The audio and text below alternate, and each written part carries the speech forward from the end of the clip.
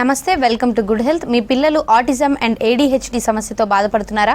Autism ADHD ఉన్న పిల్లల్లో కంటి చూపు సమస్య ఒకేలా ఉంటుందా?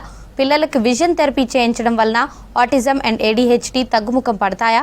ఇటువంటి డౌట్స్ని క్లారిఫై చేయడానికి Ashoka child development centre keratoconus specialist, orthoptist, vision therapist doctor Kiran Kumar Gulve గారు ప్రస్తుతం మనతో పాటు స్టూడియోలో ఉన్నారు.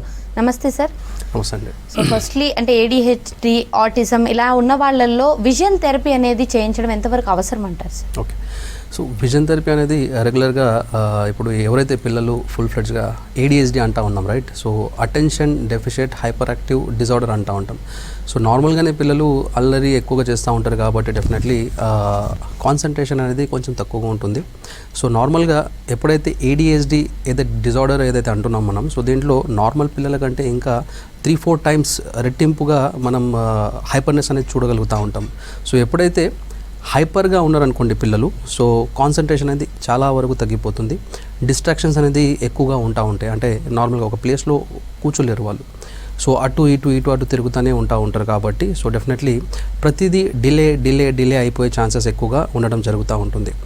సో ADHDలో విజన్ థెరపీ ఎప్పుడైతే మనం చూపు కంటిన్యూస్గా ఏదైనా ఎవరైనా మాట్లాడుతున్నారో సో చూస్తూ ఉంటాం. సో చూసి విజువల్గా మనం మన బ్రెయిన్కి పంపించడం జరుగుతుంది. సో మనం లాంగ్ టర్మ్ మెమొరీకి అది డెఫినెట్లీ అది యూస్ఫుల్ అవుతుంది. సో ఎప్పుడైతే పిల్లలు హైపర్గా ఉన్నారనుకోండి, సో ఇవన్నీ జరగవు అన్నమాట. సో ప్రతిదీ మాటలైనా డిలే అవ్వచ్చు, సో మెమొరీ అయినా కొంచెం లాగ్ ఉండొచ్చు, లేకపోతే డెఫినెట్లీ అటెన్షన్ ఆర్ కాన్సన్ట్రేషన్ ఉండకపోవచ్చు. అండ్ పిల్లలకు చేసే విజన్ థెరపీలో ఎటువంటి పరికరాలు అనేవి ఉపయోగించడం జరుగుతుందంటారు? సో డిపెండ్స్ అపాన్ వాళ్ళ ఇష్యూస్ని బట్టి. ఇప్పుడు కొంతమంది ఏంటంటే మైల్డ్ కేసెస్ ఉంటారు, కొంతమంది మోడరేట్గా ఉంటారు, కొంతమంది సివియర్గా ఉంటారు. సో కొంతమంది ఏంటంటే డిఫరెంట్ అదర్ కండిషన్స్ కూడా ఉంటాయి అన్నమాట. సో ఓవరాల్గా కొంతమంది డెవలప్మెంటల్ డిలే కేసెస్ ఉండొచ్చు, లేకపోతే కొంతమంది CP చైల్డ్ ఉండొచ్చు, లేదంటే CVI కేసెస్ అంటూ ఉంటాం. నార్మల్గా విజువల్ ఇంపైర్మెంట్ ఏదైతే ఉంటుందో కొంతమంది పిల్లలకి దూరంది కనిపించదు. సో ఇలా డిఫరెంట్ ఇష్యూస్తో ఉన్న పిల్లలు ఓవరాల్గా విజన్ థెరపీ అనేది ఇవ్వడం జరుగుతూ ఉంటుంది. సో ఇప్పుడు అంటే ఓవరాల్గా ఇప్పుడు ADHD అనుకోండి. సో ADHDలో ఏంటంటే లెవెల్ 1, లెవెల్ 2 యాక్టివిటీస్ అని అంటూ ఉంటాం. సో ఈ విధంగా మనం స్టార్ట్ చేసుకోవడం జరుగుతూ ఉంటుంది. సో కొంతమంది పిల్లలు ఉంటారు, సో నార్మల్గా లెర్నింగ్ డిజబిలిటీస్ కూడా ఉంటాయి కొంతమంది పిల్లలకి. సో కాన్సన్ట్రేషన్ బాగానే ఉంటుంది, కాకపోతే లెర్నింగ్ డిజబిలిటీస్లో ఏంటంటే పిల్లలు 6ని 9 రాయడం, D రాయడం, సో ఓవరాల్గా ఇలా 5ని 8 రాయడం, సో కన్ఫ్యూజన్స్ అనేది ఉంటాయి అన్నమాట.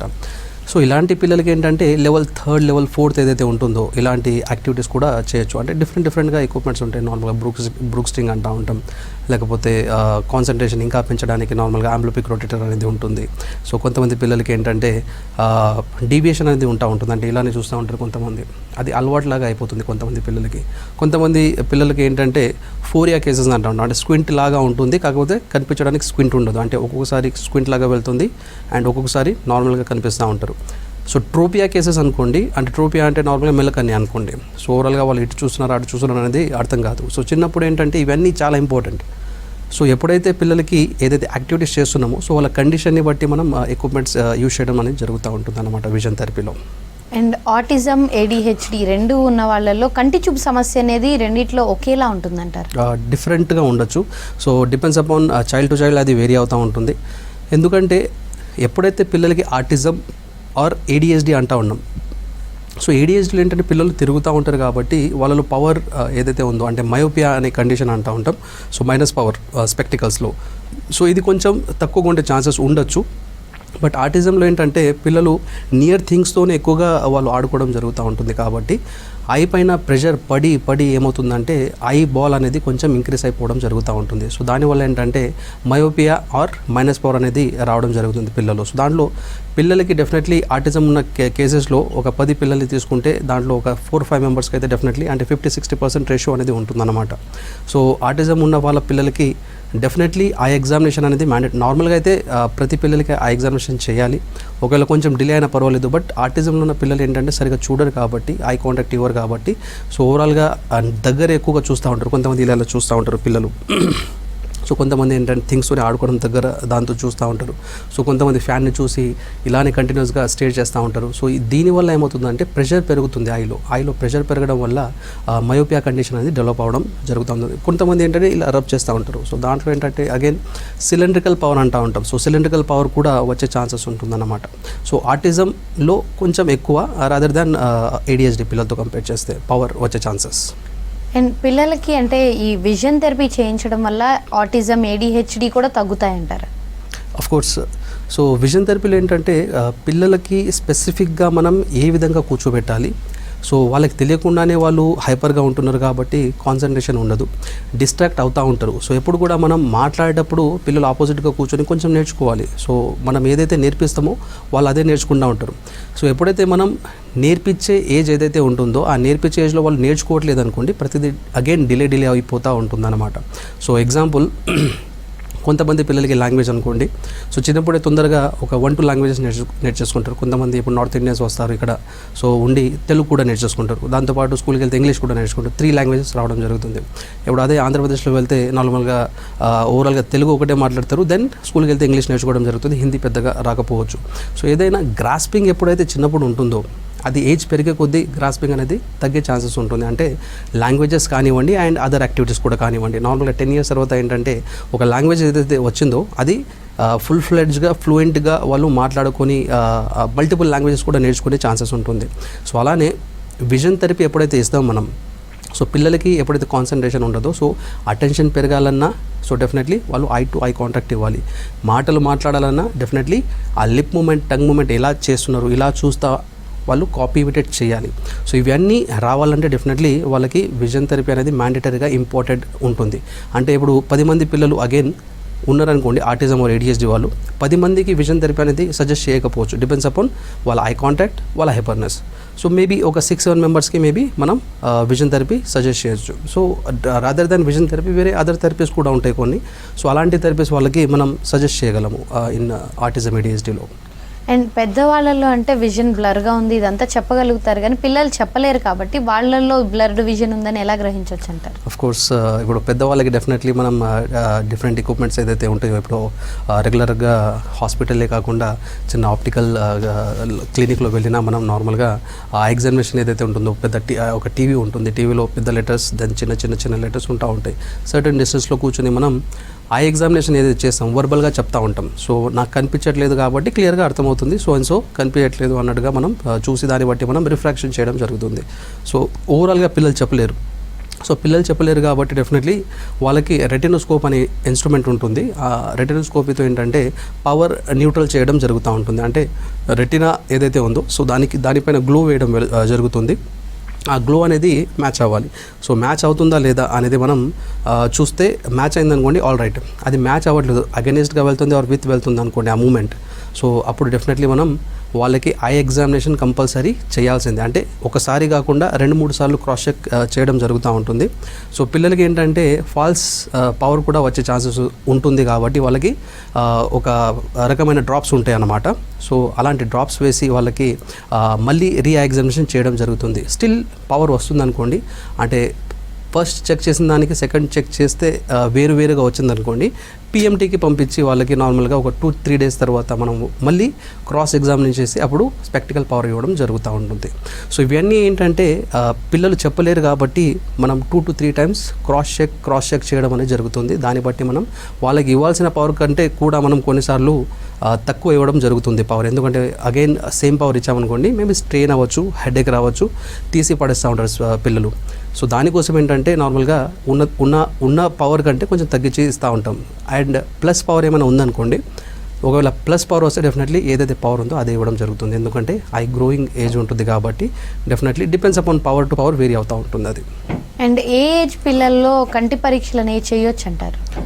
చిన్నప్పటి నుంచి చేసుకోవచ్చు అండి, అలా ఏం లేదు. నార్మల్గా సో పుట్టంగానే నార్మల్గా ఫండస్ అనేది ఎగ్జామిన్ చేస్తూ ఉంటాం, రెటినా ఎలా ఉంది ఏంటి అనేది. సో అదైన తర్వాత నార్మల్గా ఎవ్రీ 1 yearకి మనం ఆ ఎగ్జామినేషన్ చేసుకోవచ్చు.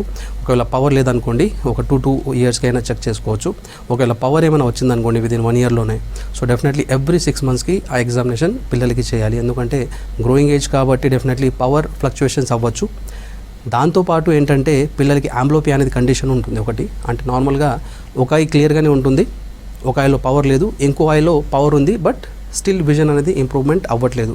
సో దాన్ని లేజీ ఐ ఆర్ ఆంబ్లోపియా కండిషన్ అంటూ ఉంటాం. ఇవన్నీ ఏంటంటే మనం ఒకసారి డాక్టర్ని ఆర్ ఆప్టోమెట్రిస్ట్ని చూపిస్తే కానీ మనకు అర్థం కాదు. సో పిల్లలు ఏంటంటే చదువుతున్నారు కదా, ఓకే అంత బాగానే ఉంది కదా అన్నట్టుగా అనుకుంటూ ఉంటాం. బట్ ఎగ్జామినేషన్ అనేది చాలా ఇంపార్టెంట్. ఒకవేళ ఏజ్ పెరిగే కొద్దీ ఏంటంటే ఈ ఆంబ్లోపియా కండిషన్ ఆర్ లేజీ ఐ అంటూ ఉంటాం. ఇప్పుడు ఏదైనా నేను షేక్ హ్యాండ్ ఇవ్వాలంటే రైట్ హ్యాండ్ ఇస్తాను, సో కొంతమంది లెఫ్ట్ హ్యాండ్ వేస్తారు, సో లెఫ్ట్ హ్యాండ్ అంటారు వాళ్ళని, రైట్. సో అలానే ఏదైతే రైట్ హ్యాండ్ ఇస్తున్నామో సో ఈ హ్యాండ్ వచ్చేసి లెఫ్ట్ హ్యాండ్ని డామినేట్ చేస్తూ ఉందన్నమాట. సో దీంతో వెయిట్ లిఫ్ట్ ఎంతైతే చేస్తామో దీంతో చేయలేం మనం. సో అలానే ఐలో కూడా బ్యాలెన్సింగ్ అనేది ఉండదు. సో రైట్ ఐ డామినేటింగ్ ఉండొచ్చు ఆర్ లెఫ్ట్ ఐ డామినేటింగ్ ఉండొచ్చు. సో దానివల్ల ఏంటంటే నార్మల్గా కొంచెం డామినేషన్ ఉన్నా ఓకే, బట్ పవర్ వైజ్గా ఆర్ ఆంబ్లోపియా వైజ్గా ఆర్ లేజీ ఐ ఏమైనా అవుతుంది అనుకోండి, డెఫినెట్లీ వాళ్ళకి మనం విజన్ థెరపీ అనేది ఇవ్వడం జరుగుతుంది. ఆంబ్లోపియా కోసం డిఫరెంట్ రకమైన విజన్ థెరపీ అనేది ఉంటుంది. దాంతోపాటు సిస్టమ్ బేస్డ్ విజన్ థెరపీ కూడా ఇవ్వడం జరుగుతుంది పిల్లలు. సో ఇవన్నీ పిల్లలు ఉన్నప్పుడే ఫుల్ ఫ్లెడ్జ్గా మనం ట్రీట్మెంట్ ఇస్తే వాళ్ళు నియర్ టు నార్మల్ అవుతారు. సో ఒకసారి 15 ఆర్ ఒక 20 ఇయర్స్ క్రాస్ అయిపోయారనుకోండి, సో కష్టం అనమాట. స్టిల్ ఇంప్రూవ్మెంట్స్ ఉంటాయి, కాకపోతే చాలా స్లో అన్నమాట. సో ఎప్పుడైతే చిన్నపిల్లలు ఉంటారో సో అప్పుడే మనం ఆ ఎగ్జామినేషన్ చేసేసుకుంటే చాలా బెటర్. సో ఓవరాల్గా ఏదైనా ఇష్యూస్ ఉన్నా మనం రెక్టిఫై చేసుకునే ఛాన్సెస్ అనేది ఉంటుంది ఎక్కువగా. అండ్ విజన్ థెరపీతో ఏ కండిషన్స్ని కరెక్ట్ చేయొచ్చు అంటారు?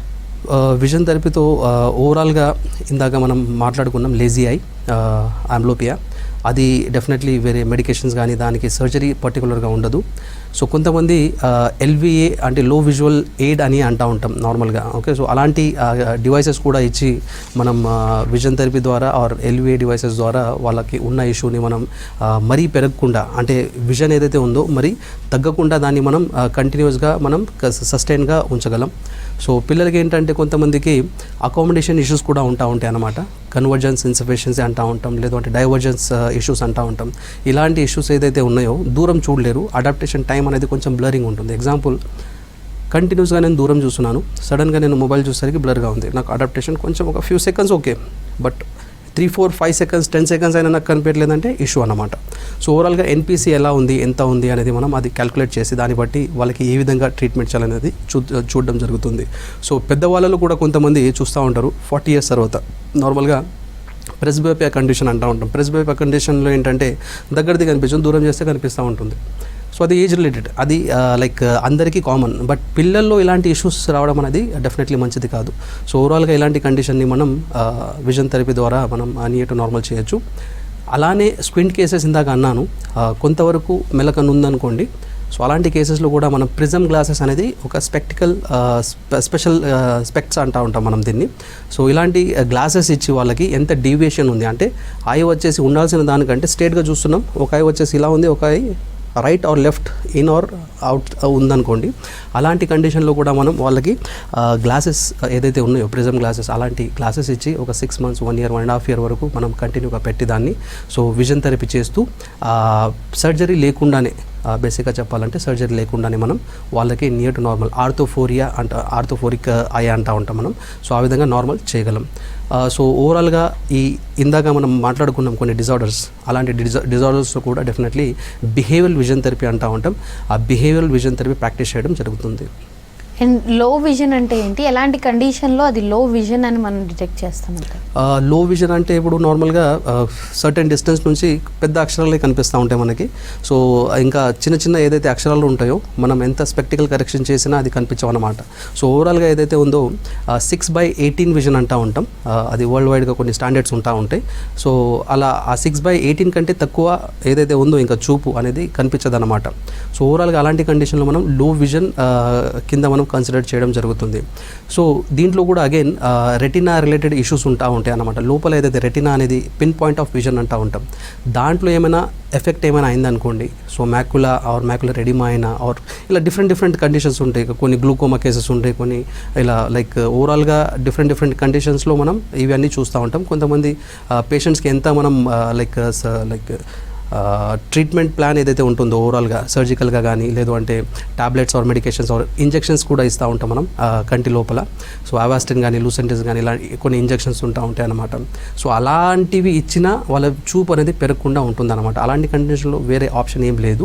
సో వాళ్ళకి ఏంటంటే స్పెసిఫిక్గా డిస్టెన్స్ అండ్ నియర్ కోసం డిఫరెంట్ డివైసెస్ ఏదైతే ఉంటాయో అవి ఇవ్వడం జరుగుతూ ఉంటుంది. అది ఏ ఏజ్లో అయినా రావచ్చు. సో ఓవరాల్గా ఇలాంటి ఇష్యూస్ ఏమైనా ఉంది అంటే డెఫినెట్లీ నియర్ బై డాక్టర్ని కలిసి సో దానికి స్పెసిఫిక్గా ఏదైతే ఎక్విప్మెంట్స్ ఉంటాయో అవి అక్కడ అవైలబుల్ ఉంటే తీసుకోవచ్చు. లేదు అంటే మన దగ్గరకు వచ్చైనా అలాంటి డివైసెస్ ఏదైతే ఉంటాయో మనం ఇవ్వడం జరుగుతుంది. అండ్ చాలామంది ఎక్కువగా సఫర్ అయ్యే ప్రాబ్లం మెల్లకన్ను. సో మెల్లకన్నుని కరెక్ట్ చేయొచ్చు అంటారా? ఎలా చేస్తారు? డెఫినెట్లీ అండి. చాలామంది వస్తూ ఉంటారు పిల్లలు మన దగ్గర. సో మనం పిల్లలకి ఎక్కువగా చూడడం జరుగుతూ ఉంటుంది.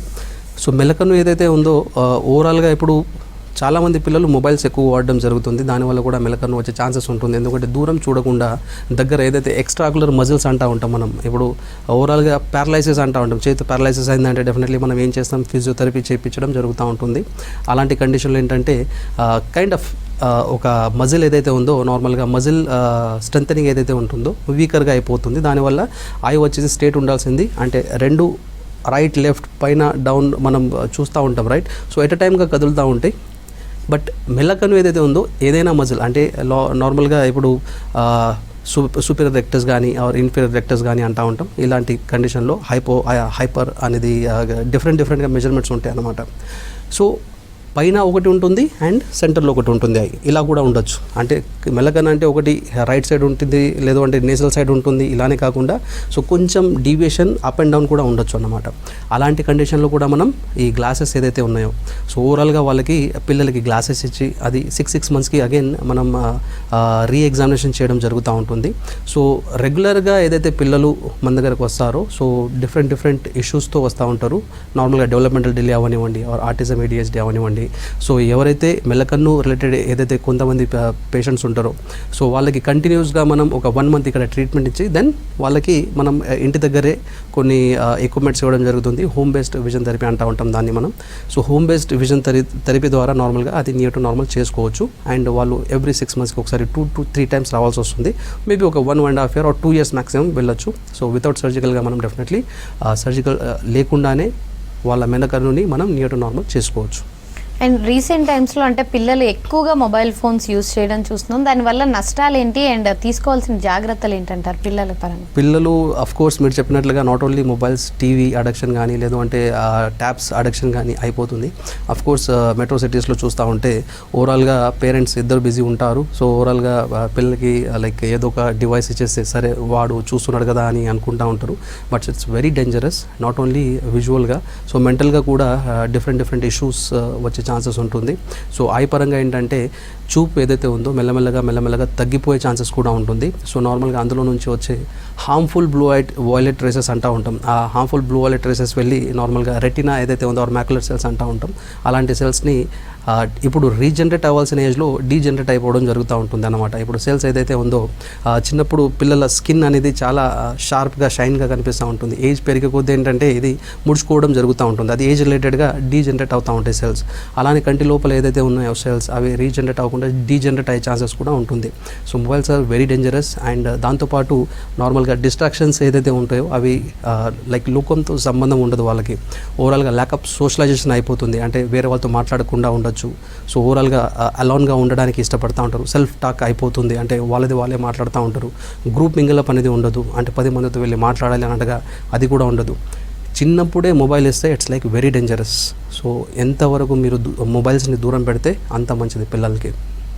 అండ్ అంటే కొన్ని కంట్రీస్లో ఈ విజన్ థెరపీ అనేది కంప్యూటర్స్ యూస్ చేసి చేయడం జరుగుతుంది. అండ్ మన దేశంలో కూడా అది ఉందంటారు? అవునండి. ఇప్పుడు అఫ్ కోర్స్ ఇన్ హైదరాబాద్ అయితే అశోక రిహాబ్లో ఒకటి ఉంది. అండ్ ఫ్యూ అదర్ 1-2 హాస్పిటల్స్ ఉన్నాయి ఇప్పుడు హైదరాబాద్లో. సో మనం విజన్ థెరపీని అయితే మొట్టమొదటిగా మనమే స్టార్ట్ చేసాం ఇక్కడ. సో ఇప్పుడు ఒక 2-3 హాస్పిటల్స్ కూడా లైక్ విజన్ థెరపీ అనేది ఇవ్వడం జరుగుతూ ఉంది. సో దీంట్లో ఏంటంటే 3 వేస్లో మనం విజన్ థెరపీ ఇవ్వడం జరుగుతుంది మన దగ్గర. సో ఒకటి వచ్చేసి రెగ్యులర్గా విజన్ థెరపీ ఏదైతే స్టాండర్డ్స్ ఏదైతే ఉంటాయో నార్మల్గా అకామిడేషన్ ఇష్యూస్ కానీ కన్వర్జెన్స్ ఇన్సఫిషియన్సీ కానీ ఇలాంటి దానికోసం మనం మనం రెగ్యులర్గా విజన్ థెరపీ ఇవ్వడం జరుగుతూ ఉంటుంది వరల్డ్ వైడ్గా. సో హైదరాబాద్లో దీనికోసమే ఎక్కువగా ప్రాక్టీస్ చేస్తూ ఉంటారు. మనం స్పెషల్ నీడ్ కిడ్స్ ఎవరైతే ఉన్నారో నార్మల్గా బిహేవియరల్ విజన్ థెరపీ అంటూ ఉంటాం. సో ఈ బిహేవియరల్ విజన్ థెరపీ ఏదైతే ఉందో దీంట్లో డిఫరెంట్ ఏదైతే మనం మోడల్స్ అనుకున్నాము, లైక్ 4 లెవెల్స్ ఉంటాయి. ఆ 4 లెవెల్స్ అనేది వీళ్ళకి ఇవ్వడం జరుగుతూ ఉంటుంది. అండ్ మూడోది వచ్చేసి స్క్వింట్ రిలేటెడ్ అని ఇందాకే మాట్లాడాము మనం. సో స్క్వింట్ ఉన్న నార్మల్గా ఇప్పుడు కొంతమంది పేరెంట్స్ ఐడెంటిఫై చేయలేకపోతూ ఉంటారు. నార్మల్గా స్క్వింట్ కనిపిస్తేనే స్క్వింట్. సో కొన్నిసార్లు ఏంటంటే మనం ఒక ఐ ఇలా క్లోజ్ చేసామంటే రెండో ఐ వచ్చేసి ఐదర్ లోపలికి వెళ్ళిపోవడం లేకపోతే అవుటర్ వెళ్ళిపోవడం అనేది జరుగుతూ ఉంటుంది. So again cover uncover test అంటూ ఉంటాం అనమాట. సో ఈ కవర్ అన్కవర్ టెస్ట్ చేస్తూ ఉంటే ఒక పర్టికులర్ టార్గెట్ ఇచ్చామనుకోండి, అక్కడ చూస్తూ ఉంటే ఐ అనేది మూమెంట్ అనేది అవ్వకూడదు. సో కొంతమంది పిల్లలకి ఏంటంటే ఒక ఐ క్లోజ్ చేయగానే ఇంకో ఐ బయట నుంచి లోపలికి కానీ సెంటర్ నుంచి బయటికి కానీ వెళ్ళిపోవడం జరుగుతూ ఉంటుంది. ఇలాంటి కండిషన్లో మనం ఫోరియా కేసెస్ అంటూ ఉంటాం, అంటే దాగి ఉన్న మెలకన్ను అంటూ ఉంటాం. సో ఇలా ఉన్న వాళ్ళకి ఏంటంటే డిఫరెంట్ లైక్ కాన్సన్ట్రేషన్ ఉండకపోవచ్చు, ఆర్ బోర్డ్ నుంచి కాపీ చేయలేరు వాళ్ళు. ఇలాంటి ఇష్యూస్ కూడా ఉండే ఛాన్సెస్ ఉంటుంది. సో ఇలాంటి కండిషన్ని కూడా మనం ఈ మెలకన్ను ఏదైతే అంటున్నామో సో విజన్ థెరపీలో నియర్ టు నార్మల్ చేసుకోవచ్చు మనం. అండ్ హైపర్ యాక్టివ్గా ఉండే పిల్లల్లో విజన్ థెరపీ ద్వారా వాళ్ళని నార్మల్కి తీసుకురావచ్చు అంటారా? సో చాలామంది పిల్లలు హైపర్గా ఉంటున్నారు అంటే వాళ్ళకి కూడా not only vision therapy, so ఓవరాల్గా vision therapy sensory integration therapy అంటూ ఉంటాం, ఆర్ ఆక్యుపేషనల్ థెరపీ అంటూ ఉంటాం. సో వాళ్ళకి ఏంటంటే సెన్సరీ ఇష్యూస్ ఉంటా ఉంటాయి. కొంతమంది పిల్లలు హెయిర్ కట్ చేయనివారు, నెయిల్ కట్ చేయనివారు, ఇలాంటి ఇష్యూస్ కూడా ఉంటాయి కొంతమందికి. కొంతమంది హార్డ్ క్లాత్ వేసుకోరు అన్నమాట. సో కొంతమంది ఏంటంటే ఇప్పుడు తినేటప్పుడు నార్మల్గా ఇలా అంటుకుంటూ ఉంటుంది ఫుడ్ పార్టికల్స్, అవి కూడా వాళ్ళు యాక్సెప్ట్ చేయకుండా ఇమీడియట్గా తూర్చేస్తూ ఉంటారు. సో ఇలాంటి డిఫరెంట్ ఇష్యూస్ కూడా ఉంటాయి. అండ్ అటు ఇటు తిరుగుతూనే ఉంటారు. సో కొంతమంది చింపేస్తూ ఉంటారు అన్ని పేపర్స్. ఇలా డిఫరెంట్ ఇష్యూస్ ఉంటాయి అన్నమాట కొంతమంది పిల్లలు. సో అలాంటి పిల్లలకి ఏంటంటే మనం sensory integration or vestibular activities అంటూ ఉంటాం. సో వాళ్ళకి రివర్స్ హ్యాంగ్ చేయడం, వాళ్ళకి డిఫరెంట్గా మనం కాళ్ళు పైకి చేసి చేతులతో నడిపించడం, ఇలా డిఫరెంట్గా యాక్టివిటీస్ ఏదైతే ఉన్నాయో సెన్సరీ ఇంటిగ్రేషన్లో మనం చేయడం జరుగుతుంది. ఆ హైపర్నెస్ అనేది మెల్లమెల్లగా రెడ్యూస్ అవ్వడం జరుగుతుంది దానివల్ల. So it takes like few months అన్నమాట. సో డిపెండ్స్ అపాన్ వాళ్ళ సివియారిటీ. సో ఓవరాల్గా వాళ్ళ సివియారిటీ ఏదైతే మైల్డ్ ఉందనుకోండి, మేబీ ఫ్యూ మంత్స్ టైం పడవచ్చు. ఒకవేళ మోడరేట్ కండిషన్ ఉంటే డెఫినెట్లీ మేబీ 1.5 year టైం పడవచ్చు. కొంతమంది సివియర్ కండిషన్ ఉందనుకోండి అండ్ వాళ్ళు రావడం కూడా లేట్ వస్తే డెఫినెట్లీ 2 to 3 years 4 years కూడా టైం పట్టచ్చు. సో ఎప్పుడు కూడా పిల్లలకి డిజార్డర్స్ ఏమైనా ఉంటున్నాయి, ఇలాంటి లక్షణాలు ఇందాక ఏదైతే మనం డిస్కస్ చేసామో ఇలా ఏమైనా కనిపిస్తున్నారంటే మన ఫ్యామిలీలోనే కాకుండా పక్కన ఫ్యామిలీలో ఉన్న మనం డెఫినెట్లీ వాళ్ళకి అడ్వైస్ చేయాలి. సో చిన్నప్పుడే మనం ప్రాపర్ వేలో ప్రాపర్ థెరపీస్ ఇస్తేనే వాళ్ళు నియర్ టు నార్మల్ మనలాగా ఉండగలరు. లేదు అంటే సో వాళ్ళు స్పెషల్ కిడ్గానే ఒక ముద్ర వేయడం జరుగుతుంది వాళ్ళకి. సో ఓవరాల్గా దానికి ఫర్దర్గా ట్రీట్మెంట్ అనేది ఏది ఉండదండి. సో ఎప్పుడు కూడా 9 years లోపలే ఏదైనా పాసిబుల్ అయితే మనం ట్రీట్మెంట్ అనేది ఫుల్ ఫ్లెడ్జ్గా ఇస్తే వాళ్ళు నియర్ టు నార్మల్ అవుతారు. అండ్ ఓవరాల్గా అంటే ఆటిజం ADHD ఉన్న పిల్లలకి అంటే మీ దగ్గర ఎటువంటి థెరపీస్ ఉన్నాయంటారు? సో థెరపీస్ అనేది లైక్ అంటే మన అశోక రిహాబ్లో అయితే చాలా వరకు మనం వన్ రూఫ్లో ఫుల్ ఫ్లెడ్జ్గా 9 థెరపీస్ ఇవ్వడం జరుగుతూ ఉంటుంది. సో ఒక చైల్డ్కి 4 or 5 థెరపీస్ ఇవ్వగలం, దానికంటే ఎక్కువ థెరపీస్ అనేది ఇవ్వలేము. ఎందుకంటే కంటిన్యూస్గా ఏదో ఒక థెరపీ అన్నట్టుగా మనం ఇస్తూ ఉంటే డెఫినెట్లీ వాళ్ళు కూడా ఓవర్ ప్రెషర్ ఫీల్ అవ్వడం జరుగుతూ ఉంటుంది. అగైన్ వాళ్ళు ఓవర్ హైపర్ యాక్టివ్ అవ్వచ్చు. ఇలాంటి కండిషన్లు ఏంటంటే వాళ్ళకి సో ఇప్పుడు కొంతమంది డెవలప్మెంటల్ డిలే కేసెస్ ఉంటారు, వాళ్ళకి మేస్ థెరపీ అంటూ ఉంటాం, ఆర్ CP చైల్డ్ అంటూ ఉంటాం. దాన్ని పీడియాట్రిక్ ఫిజియోథెరపీ ఏదైతే మేస్ థెరపీ అన్నామో అలా ఓవరాల్గా పిల్లలకి స్ట్రెచ్చింగ్ ఎక్సర్సైజెస్ డిఫరెంట్గా ఉంటాయి. అలాంటి డిఫరెంట్ థెరపీస్ ఇవ్వడం జరుగుతుంది. సో కొంతమందికి సుజోక్ థెరపీ అని అంటూ ఉంటాం. సుజోక్ థెరపీ ఏదైతే ఉందో సో డైజెషన్ కానీ ఆర్ మెమొరీ కానీ లేకపోతే పిల్లలు స్లీప్లెస్ ఉంటా ఉంటారనమాట. సో అలాంటి కండిషన్లో మనం సుజోక్ అనేది బ్యూటిఫుల్గా వర్క్ చేస్తుంది. సో ఓవరాల్గా ఇది ఏంటంటే మెరిడియన్ పాయింట్స్ అంటూ ఉంటాం, సో చక్రాస్ అంటూ ఉంటాం. సో దాని బేస్డ్గా మనం ఈ సుజోక్ థెరపీ అనేది ఇవ్వడం జరుగుతూ ఉంటుంది. ఇది కొరియన్ బేస్డ్ ట్రీట్మెంట్, మన ఇండియాలో చాలా తక్కువ మంది ప్రాక్టీస్ చేస్తూ ఉంటారు. అలానే నార్మల్గా విజరల్ మ్యానిపులేషన్ అంటూ ఉంటాం. సో ఓవరాల్గా ఇది గట్ ఇష్యూస్ ఏమైనా ఉన్నా నార్మల్గా ఇక్కడ కంప్లీట్గా విజరల్ మ్యానిపులేషన్ చేయడం జరుగుతూ ఉంటుంది, లైక్ అబ్డమెన్ దగ్గర. సో అది పెద్దవాళ్ళకైనా పిల్లలకైనా ఇది చేయడం జరుగుతూ ఉంటుంది. నార్మల్గా ఏంటంటే CST అంటూ ఉంటాం ఇంకొక థెరపీ. CST వచ్చేసి కొంతమంది డిప్రెషన్ ఫీల్ అవుతూ ఉంటారు, కొంతమంది ఏంటంటే లో ఫీల్ అవుతూ ఉంటారు, కొంతమంది ప్లేస్ ఏదైతే ఉందో నార్మల్గా లాస్ట్ ఆఫ్ ప్లేస్ అంటూ ఉంటాం కదా, సో ఏదో థాట్లో డీప్ థాట్లో ఉంటారు అన్నమాట. అలాంటి వాళ్ళకు కూడా ఏంటంటే సిఎస్టీ అనేది కంప్లీట్గా బ్రెయిన్ని కంప్లీట్గా రిథమ్ చేయడం జరుగుతూ ఉంటుంది. సో అది పెద్దవాళ్ళ నుంచి చిన్న వాళ్ళ నుంచి like aged like geriatric cases అంటూ ఉంటాము వాళ్ళకైనా మనం ఇది సిఎస్టీ థెరపీ ఏదైతే ఉందో ఒక 40 to 50 minutes ఆర్ 1 hour దాకా ఉంటుందన్నమాట. సో ఓవరాల్గా ఇలా డిఫరెంట్ థెరపీస్తో పాటు మనం రెగ్యులర్గా ఏదైతే vision therapy, speech therapy and sensory integration or occupational therapy అంటూ ఉంటాం. So behaviour modification or special education అంటూ ఉంటాం. సో ఓవరాల్గా గ్రూప్ మింగిల్ అప్ థెరపీ అంటూ ఉంటాం. ఇలా 9 to 10 థెరపీస్ అనేది మనం కంప్లీట్గా ఇవ్వడం జరుగుతుంది. Okay, thank you so much Kiran Kumar గారు. ఇది వాళ్ళ good health. Stay tune to V6 news.